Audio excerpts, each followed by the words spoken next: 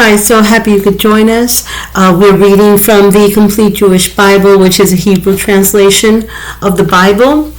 Deuteronomy chapter 6, verses 4 through 9.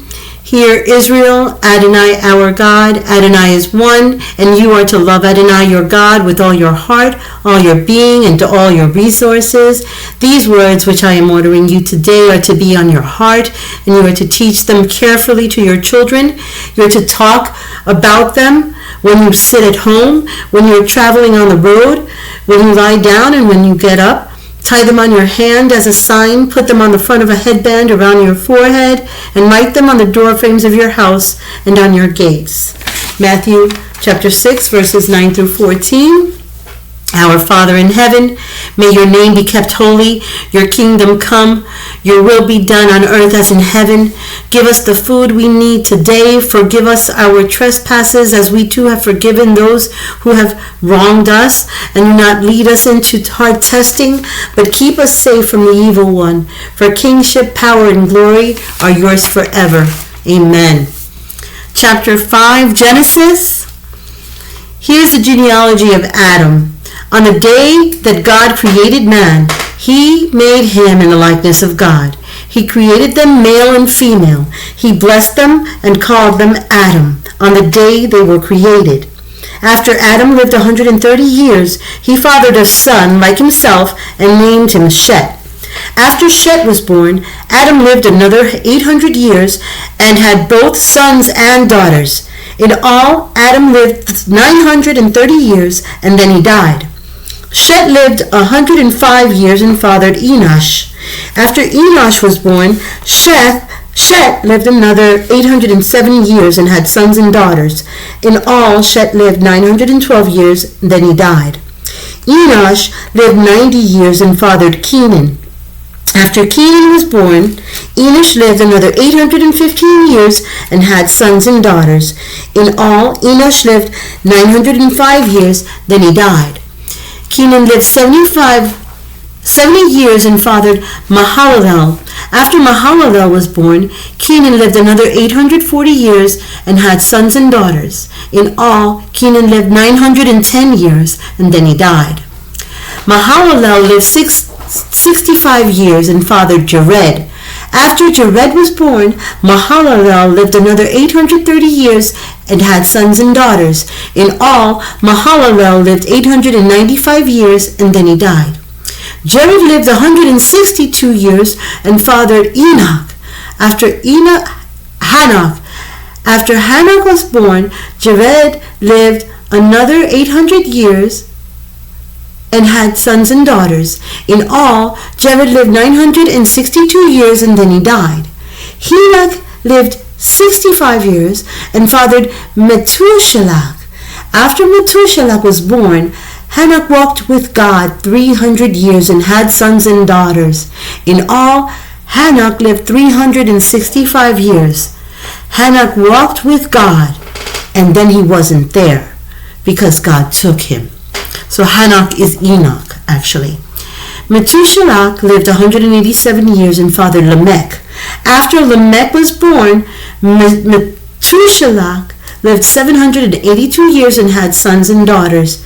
In all, Methuselah lived 969 years, then he died. Lamech lived 182 years and fathered a son, whom he called Noah.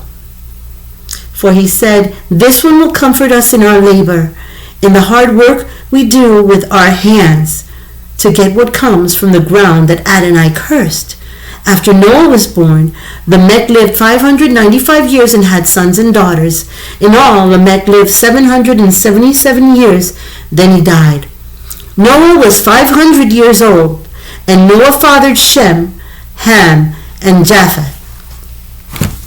Now if we can go to Joshua chapter 5, please.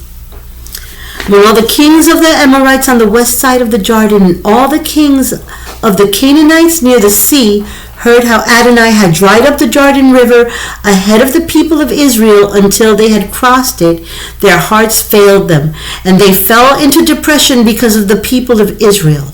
It was at that time that Adonai said to Joshua, "Make yourselves knives of flint and circumcise the people of Israel again, a second time." So Joshua made himself knives of flint and circumcised the people of Israel at Givat Ha-Arolat, the hill of foreskins. The reason Joshua circumcised was that all the people who had left Egypt who were males, all the fighting men, had died in the desert along the way after leaving Egypt. For although all the people who left Egypt had been circumcised, all those who had been born in the desert on the way as they went on from Egypt had not been circumcised. Because the people of Israel walked 40 years in the desert until the whole nation, that is, the fighting men who had left Egypt, had died out, because they had not heeded what Adonai said, Adonai had sworn that he would not allow them to see the land which Adonai swore to their ancestors that he would give us, a land flowing with milk and honey.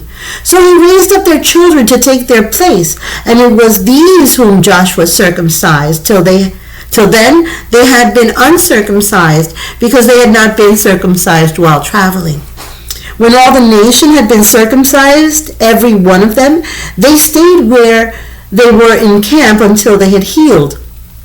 Adonai said to Joshua, "Today I had rolled off from you the stigma of Egypt." That is why the place has been called Gilgal, rolling, ever since. The people of Israel camped at Gilgal, and they observed Pesach on the 14th day of the month, there on the plains of Jericho. The day after Pesach, they ate what the land produced, matzah and roasted ears of grain that day. The following day, after they had eaten food produced in the land, the manna ended. From then on, the people of Israel had eaten food produced in the land. From then on, the people of Israel no longer had manna. Instead, that year, they ate the produce of the land of Canaan. One day when Joshua was there by Jericho, he raised his eyes and looked. In front of him stood a man with his drawn sword in his hand. Joshua went over to him and asked, "Are you on our side or on the side of our enemies?" "No," he replied, "I am the commander of Adonai's army. I have come just now." Joshua fell down with his face to the ground and worshipped him, then asked, "What does my Lord have to say to his servant?" The commander of Adonai's army answered, "Joshua, take your sandals off your feet, because the place where you stand is holy." And Joshua did so. If we can please go to Psalms chapter 6. For the leader with stringed instruments, a psalm of David. Adonai, don't rebuke me in your anger. Don't discipline me in the heat of your fury. Be gracious to me, Adonai, because I am withering away. Heal me, Adonai. Oh, forgive me. I'm supposed to be on chapter 5. Forgive me. Psalms chapter 5. A psalm of David. Give ear to my words, Adonai. Consider my inmost thoughts. Listen to my cry for help, my King and my God. For I pray to you, Adonai, in the morning you will hear my voice. In the morning I lay my needs before you and wait expectantly. For you are not a God who takes pleasure in wickedness. Evil cannot remain with you. Those who brag cannot stand before your eyes and hate all who do evil. You destroy those who tell lies. Adonai detests men of blood and deceivers. But I can enter your house because of your great grace and love. I will bow down toward your holy temple in reverence for you. Lead me, Adonai, in your righteousness because of those lying in wait for me. Make your way straight before me. For in their mouths there is nothing sincere. Within them there are calamities. Their throats are open with tombs. They flatter with their tongues. God, declare them guilty. Let them fall through their own intrigues. For their many crimes, throw them down, since they have rebelled against you. But let all who take refuge in you rejoice. Let them forever shout for joy. Shelter them, and they will be glad. Those who love your name, for you, Adonai, bless the righteous. You surround them with favor like a shield. Now if we can go to Matthew chapter 5. Seeing the crowds, Joshua walked up the hill. After he sat down, his Talmudim came to him, and he began to speak. This is what he taught them. How blessed are the poor in spirit, for the kingdom of heaven is theirs. How blessed are those who mourn, for they will be comforted. How blessed are the meek, for they will inherit the land. How blessed are those who hunger and thirst for righteousness, for they will be filled. How blessed are those who show mercy, for they will be shown mercy. How blessed are the pure in heart, for they will see God. How blessed are those who make peace, for they will be called sons of God. How blessed are those who are persecuted because they pursue righteousness, for the kingdom of heaven is theirs. How blessed you are when people insult you and persecute you and tell all kinds of vicious lies about you because you follow me. Rejoice, be glad, because your reward in heaven is great. They persecuted the prophets before you in the same way. You are salt for the land, but if salt becomes tasteless, how can it be made salty again? It is no longer good for anything except being thrown out for people to trample on. You are light for the world. A town built on a hill cannot be hidden. Likewise, when people light a lamp, they don't cover it with a bulb, but put it on a lampstand, so that it shines for everyone in the house. In the same way, let your light shine before people, so that they may see the good things you do and praise your Father in heaven. Don't think that I have come to abolish the Torah or the prophets. I have come not to abolish, but to complete. Yes, indeed, I tell you that until heaven and earth pass away, not so much as a yud or a stroke will pass from the Torah, not until everything that must happen has happened. So whoever disobeys the least of these mitzvahs and teaches others to do so will be called the least in the kingdom of heaven. But whoever obeys them and so teaches will be called great in the kingdom of heaven. For I tell you that unless your righteousness is far greater than that of the Torah teachers or the Parashim, you will certainly not enter the kingdom of heaven. You have heard that our fathers were told, do not murder, and that anyone who commits murder will be subject to judgment.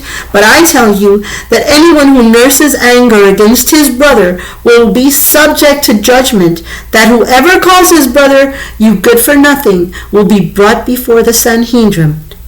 That whoever says fool incurs a penalty of burning in the fire of Gehinnom. So if you are offering your gift at the temple altar and you remember there that your brother has something against you, leave your gift where it is by the altar and go make peace with your brother. Then come back and offer your gift. If someone sues you, come to terms with him quickly while you and he are on the way to court, or he may hand you over to the judge, and the judge to the officer of the court, and you may be thrown in jail. Yes, indeed, I tell you, you will certainly not get out until you have paid the last penny.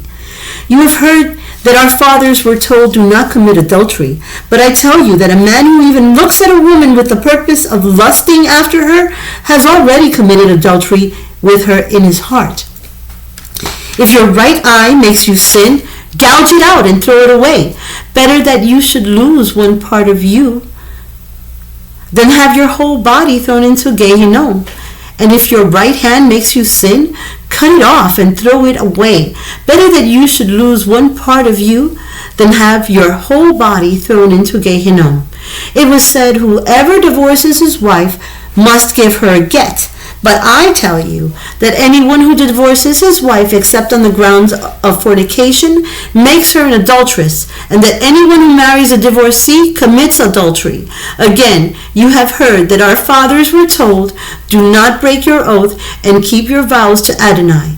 But I tell you not to swear at all, not by heaven, because it is God's throne, and not by earth, because it is his footstool, and not by Jerusalem, because it is the city of the great king. And don't swear by your head, because you can't make a single hair white or black. Just let your yes be a simple yes, and your no be a simple no. Anything more than this has its origin in evil. You have heard that our fathers were told, eye for eye and tooth for tooth. But I tell you not to stand up against someone who does you wrong. On the contrary, if someone hits you on the right cheek, let him hit you on the left cheek too. If someone wants to sue you for your shirt, let him have your coat as well. And if a soldier forces you to carry his pack for 1 mile, carry it for 2. When someone asks you for something, give it to him. When someone wants to borrow something from you, lend it to him. You have heard that our fathers were told, love your neighbor and hate your enemy. But I tell you, love your enemies. Pray for those who persecute you. Then you will become children of your Father in heaven. For he makes his sun shine on the good and bad people alike, and he sends rain to the righteous and the unrighteous alike. What reward do you get if you love only those who love you? Why, even tax collectors do that. And if you are friendly only to your friends, are you doing anything out of the ordinary? Even the Gentiles do that. Therefore, be perfect, just as your Father in heaven is perfect. Numbers chapter 6, verses 24 through 26. May Adonai bless you and keep you. May Adonai make his face shine on you and show you his favor. May Adonai lift up his face towards you and give you his shalom. Again, we thank you for joining us, and we hope you come back again. Until then, shalom.